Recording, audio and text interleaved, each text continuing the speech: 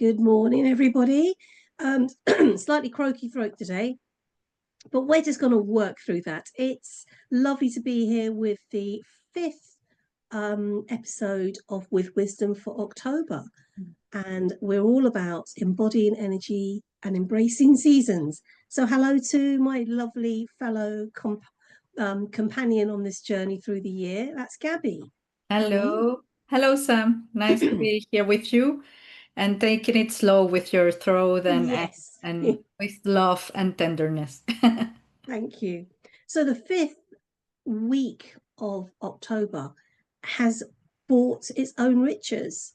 If you're out and about, the weather really may have been changing. You may have been in rain, a lot of wind. You may still be a bit lucky wherever you are in the world to have some sunshine that's warming your bones a little bit before, if you're in the northern hemisphere, we are heading into winter. And certainly where I am, right now it's very blustery and the leaves are falling thick and fast on the ground. I'm hoping for a little bit of drier weather that will just crisp them up, because there's something very joyful and very wonderful, I think, for me, walking through crisp, dry leaves. And I think there's been a recent scientific study, and if I find it, maybe we can add it in the show notes, which talks to the kind of the I suppose it's like almost like what's the one? I'm trying to think of the word here. Sort of an extra boost that we get when we walk through crispy, dry leaves. Something around the freedom of kicking up the leaves as you go. It gives us a little bit of freedom within our body. I don't know if you've heard anything similar where you are, but if I find it, I will definitely post it in the show notes. Yeah, I'm amazed about the things people get to research. Yes, I know, isn't it? Oh, I have this idea and I want to research about the rustling of leaves, and Yeah. how wonderful, what a joyful activity that must have been. Yeah, well, We'll maybe do that because research. we research things that we have a link to, right? So, Yes. and maybe these scientists have a joyful time when they were kids. Yes, Through the leaves. 100%.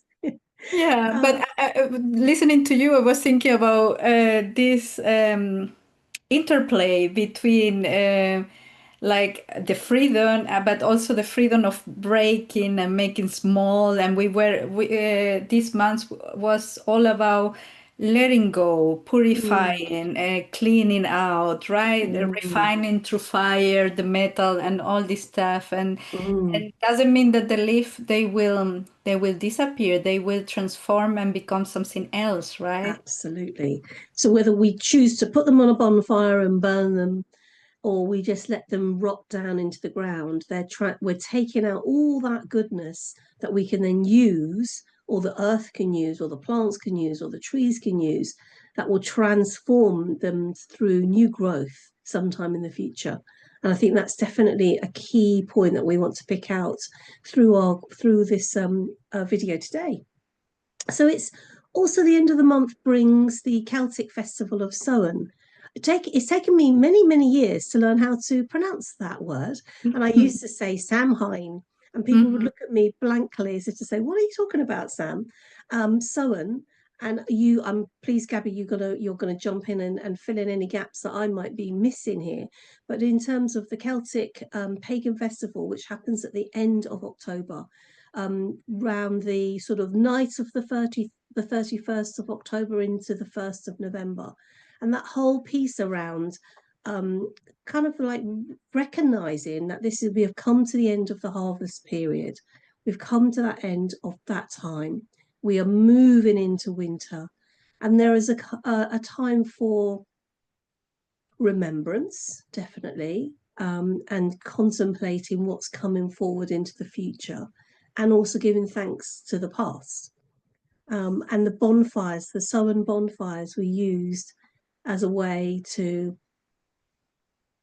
Now, you can correct me if I'm wrong here, but I have a feeling that they were to um, just ward off any sort of more dangerous spirits, but also to say hello and be welcome into any of our spirit worlds, because there's a thinning of there's a thinning of the worlds between the earth world and the spiritual world, which happens at this time.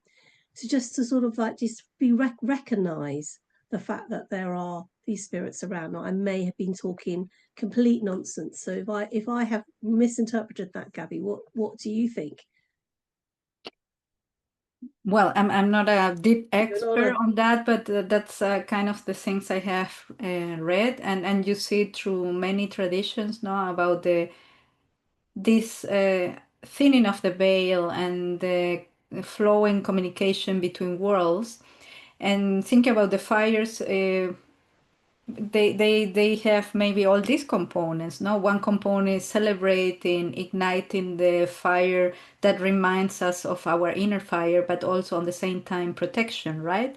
mm, um and that's a kind of respect to know that it's a field that is unknown to us. It's a realm that we don't see clearly, and to go into this realm, and that's also why it's a portal for winter. It goes together with the acknowledgement that there's a mystery that we in the human dimension and in the human mind don't have access to, but mm, completely, I mean, and that's a kind of humility. So we we go with humility to this realm, and with careful, but also with the joy that this for me at least, this ancestral realm or living between worlds, it has become a living thing. It's not nothing static. It's something that is always communicating with us. Not only, I mean, in the most more esoteric or that Wookiee sense that many people may think of. We see it in the seasons, or in the cycles of nature, right? mm, If it's still in the womb, we don't have nowadays. We have tools and ways to see when you're pregnant, but mm. still, there's this magical way that nature works and reminds us that we are part of it, that we are interdependent of the bounty and the generous giving of Mother Nature and life. And for me, this time of the year is to remind, on one side, that remember to remind us that we are mortal, that we are in Mm. a body that goes through time, and we will die at some point, and that our life on earth is dependent on each living thing, not only on between humans. We may lose touch with that, or sense of that mortality, because we go to the supermarket and have everything available. Even nowadays we go and we get fruits that are not even from Yeah, these not in season, in the regions. middle of winter. Yes. Yeah, Yeah. in those times maybe was more palpable, because people, I mean, they needed to go through winter with whatever they gather, no? Then their Mm, harvest. Nowadays, maybe not. But let's, for me, the invitation close in October is, let's remember that. Let's be mm. thankful. Let's be in appreciating. And this mystery of life, it's also building on our trust in life, right? That Yeah. we are gonna be provided with the necessary, sometimes it says it, with the necessary harms or hurts, but also Yeah. with the necessary jewels, the gift. In the last episode, we were doing this wonderful The somatic writing writing. exercise. Yes. Yeah, and you said it about also letting go, or shredding things, or writing out. It's about discovering the jewels Mm. and the gemstones that we have obtained through these experiences. And I think there's something for me around the bonfire is a way to kind of relate to that piece around letting go, but the transformation, the transforming power of fire, the Mm-hmm. transforming power to be one thing and another. And I was recently writing a piece for a book that I'm writing, and I was focusing on a time in my life when I was in my teens, and I was we had a bonfire in the garden, and my best friend was with me, and we spent, all my family had gone inside, and we spent quite a lot of time around the bonfire. And I think we both realized that we were on that tipping point between, you know, childhood and now adulthood. And we Mm, can, and I think we, as we lingered around that fire, we were letting go of some of those child bits that we knew that needed to go, because we were both moving into slightly different directions. I was moving off into sixth form, she was moving off into nursing school, and our paths were changing, and we were becoming adults. But we were taking some of that, we were taking all the companionship and the friendship and the love that we had for each other into this next stage of our life. mhm, So bonfires are not, yes, they can devastate and they can wipe out, and they can, you know, if you ever had the misfortune of having your house burning down.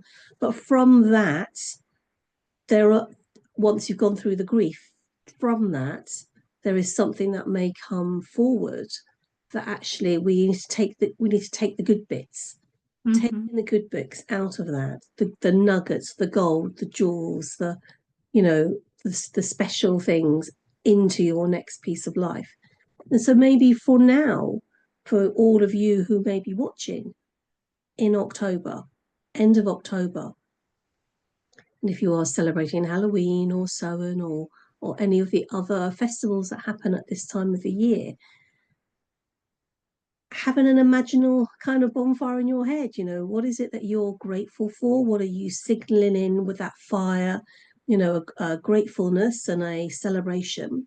And what might you be bringing into the next stage of your life in this year, as we move towards those darker months of winter?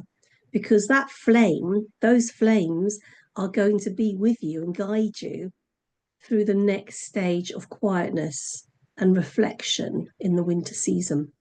mm, Yeah, because we still need that light, even in the darkest places. And we've got all of that light within us. mm.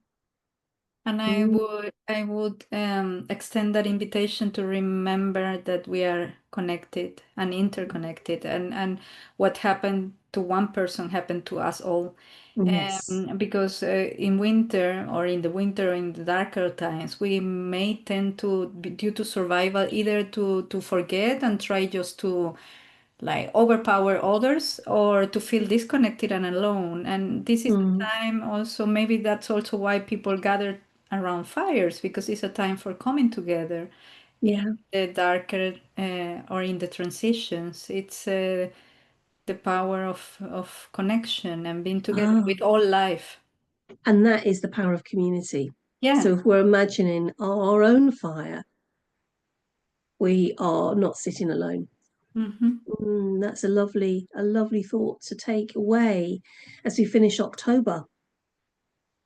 So thank you very much for being with us through this month of October, which was 5 Wednesdays. And don't forget to like, share, and comment and subscribe if you haven't.